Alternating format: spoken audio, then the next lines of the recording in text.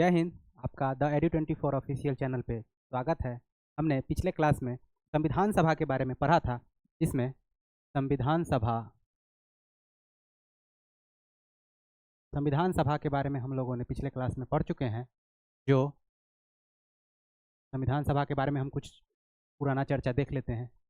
किसकी अनुशंसा पर आया था संविधान सभा, बताइए? Cabinet mission. Cabinet mission 1946। कितने सदस्य थे? 3 सदस्य इसमें थे। क्या आपको उनका नाम याद है?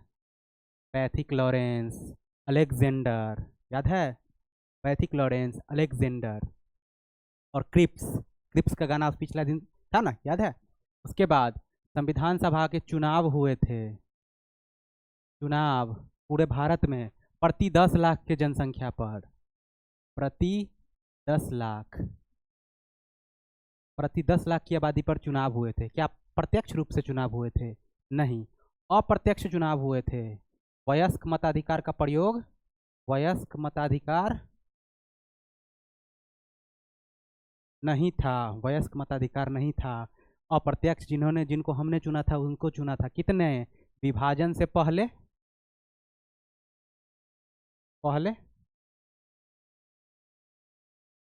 389 सदस्य थे, याद है? और विभाजन के पश्चात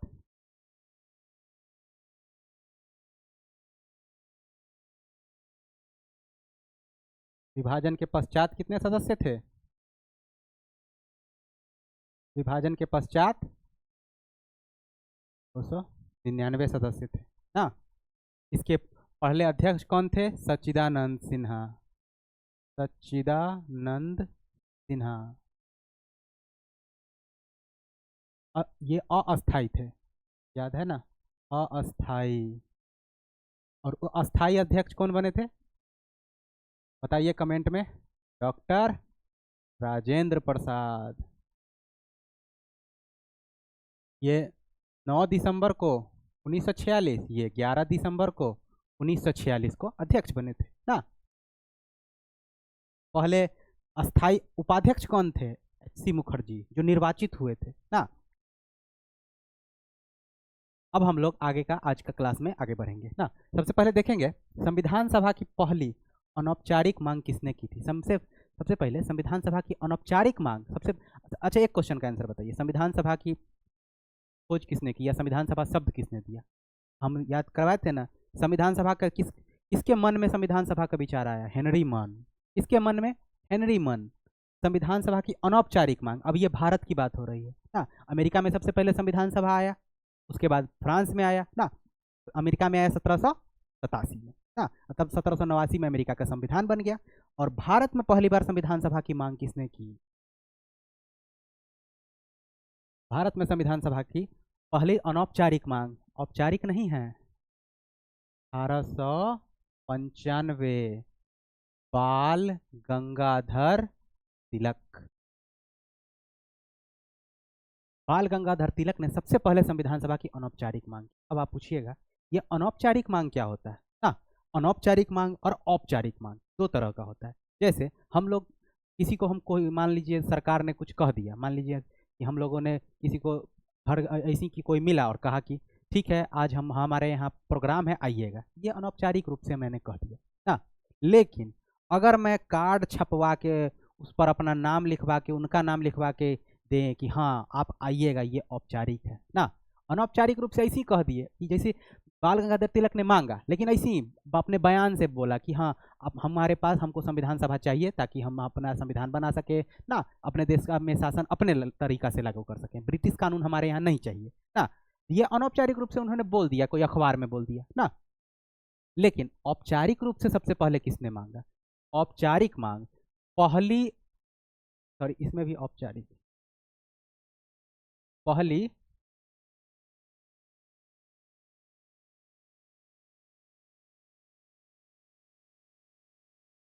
औपचारिक मांग, औपचारिक यानी कि एकदम मुहर उहर मार के साइन उन करके तब भेजा सरकार के पास कि ये हमारी आधिकारिक मांग है कि हमको दीजिए। क्या? संविधान सभा। किसने दिया? तो एक साम्यवादी नेता थे। कौन? एम.एन. मानवेंद्र नाथ रॉय। एम.एन. रॉय, हाँ, एम.एन. रॉय, मानवेंद्र नाथ रॉय, मानवेंद्र नाथ रॉय।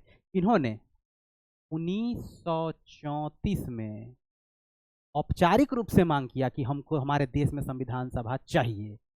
तब जाके कांग्रेस का दिमाग खुला कि हाँ, हमको भी ये बात मांगना चाहिए ना। तो कांग्रेस के पास भी बात गया, तब कांग्रेस भी मांगेगी। तो कांग्रेस ने भी कांग्रेस द्वारा भी अपने, जैसे मैनिफेस्टो कांग्रेस का होता था हर साल, तो कांग्रेस ने अपना मैनिफेस्टो में अब ला दिया कि अब कांग्रेस भी मांग रहा है क्या, संविधान सभा। तो कांग्रेस ने जब मांगा, कांग्रेस ने मांगा 1935। कांग्रेस ने 1935 में संविधान सभा की मांग रखी और औपचारिक रूप से, ठीक है। कांग्रेस ने भी औपचारिक, और कांग्रेस तो औपचारिक संगठन है ना, तो कुछ भी होगा तो कांग्रेस में औपचारिक रूप से ही होगा। सबसे पहले अनौपचारिक मांग किसने की? बाल गंगाधर तिलक। सबसे पहले औपचारिक मांग किसने की? एम.एन. रॉय 1934 में। फिर 1935 में यह कांग्रेस का आधिकारिक मांग बन गया, आधिकारिक मांग बन गया।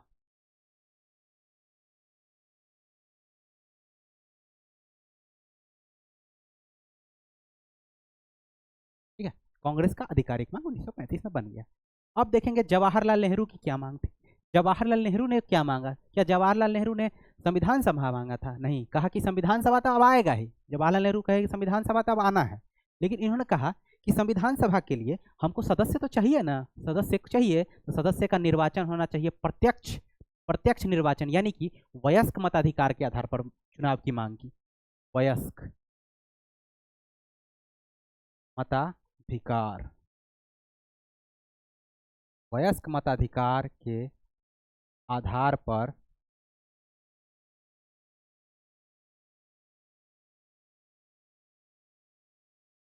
चुनाव की,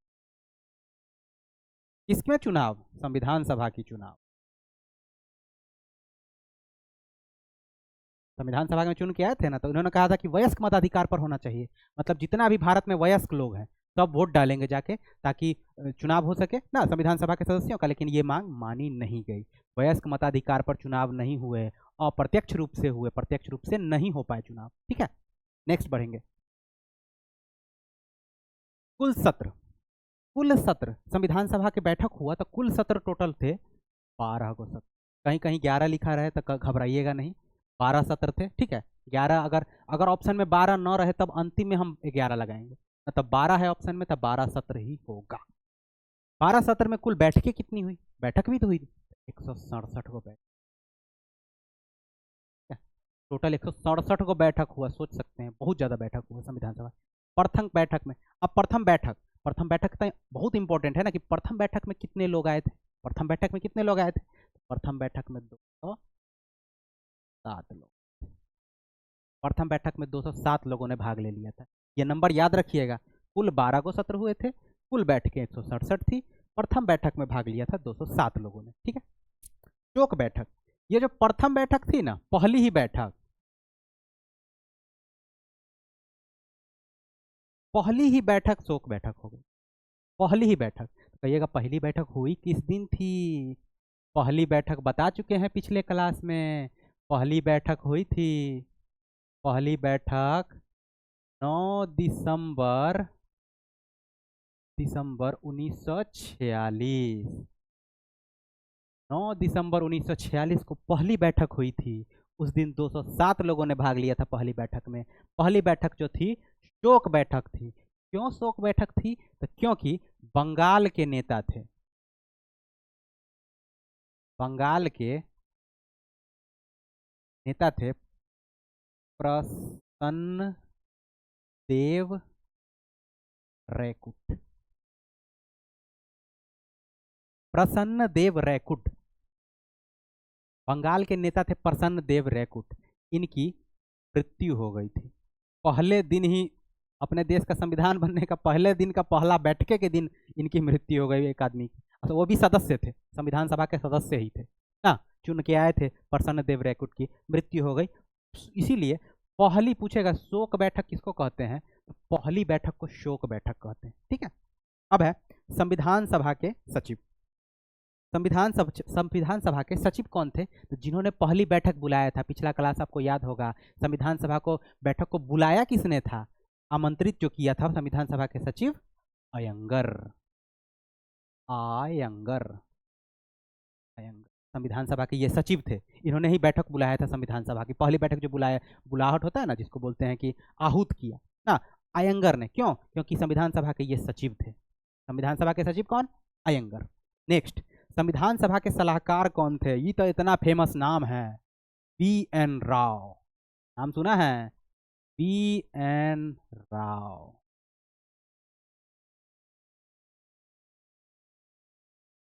राव बेने बेनेगल नरसिम्हा राव।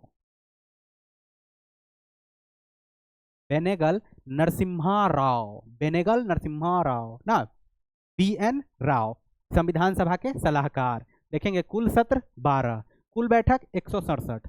प्रथम बैठक में भाग लिया 207 सदस्यों ने। शोक बैठक कौन थी? पहली ही बैठक थी, प्रसन्न देव राय कुट मर गए थे। पहली बैठक हुई कब थी? पहली बैठक के दिन जो मरे थे 9 दिसंबर 1946 को ना। संविधान सभा के सचिव कौन थे? अयंगर थे। संविधान सभा के सलाहकार कौन थे? BN राव थे। संविधान सभा में महिलाएं ना, संविधान सभा में कितनी महिलाएं थी? संविधान सभा में कुल 15 महिलाएं थी ना। 389 सदस्यों में से 15 को तो महिलाएं ही थी केवल ना, इतनी सदस्यों में केवल 15 महिलाएं थी, लेकिन फिर भी थी जनसंख्या ना।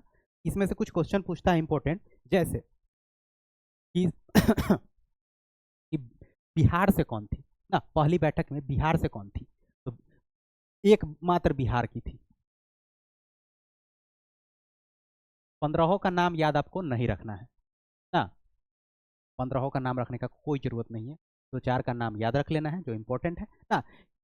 बिहार से कौन थी? सरोजनी नायडू।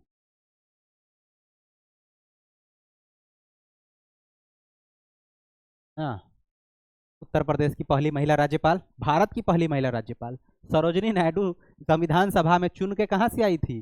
बिहार से चुन के आई थी सरोजनी नायडू ना। ये इंपॉर्टेंट है, बिहार के हर एग्जाम में पूछ सकता है ना। एकमात्र, एक मुस्लिम महिला भी थी इसमें ना, तो ये तो बहुत बड़ी बात हो गई ना। एक मुस्लिम, एकमात्र, एकमात्र मुस्लिम महिला।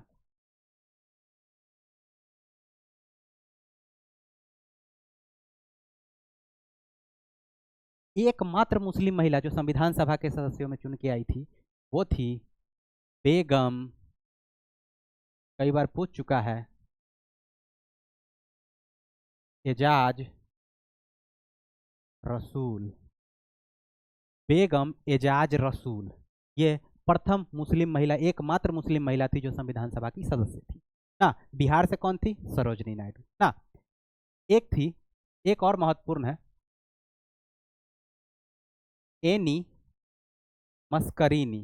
मस्करीनी कहिएगा काहे? तो ये एकमात्र महिला थी जो जो रजवाड़े या जिसको, या प्रिंसली स्टेट जिसको बोलते हैं,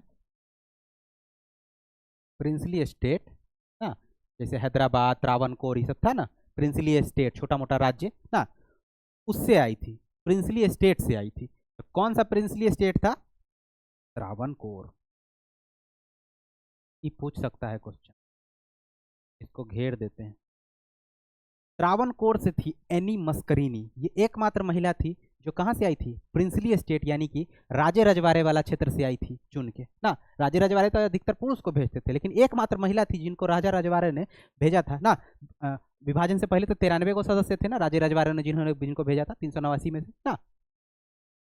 तो प्रिंसली स्टेट से एकमात्र एनी मस्करीनी।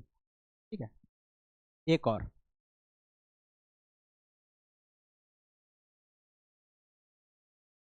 दाक्षायणी वेलावुडन। वेलावुडन ये एकमात्र दलित महिला थी, एकमात्र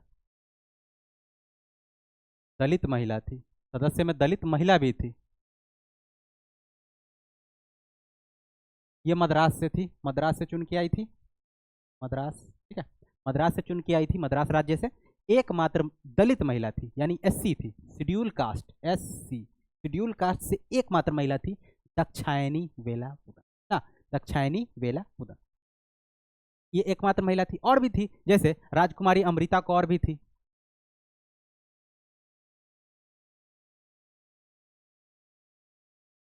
अमृत कौर, ना, ये लोग भी थी ना, और लोग भी थे, ज्यादा इंपॉर्टेंट ये सब है नहीं ना, इतने इंपॉर्टेंट थे, देख लीजिए एक बार और।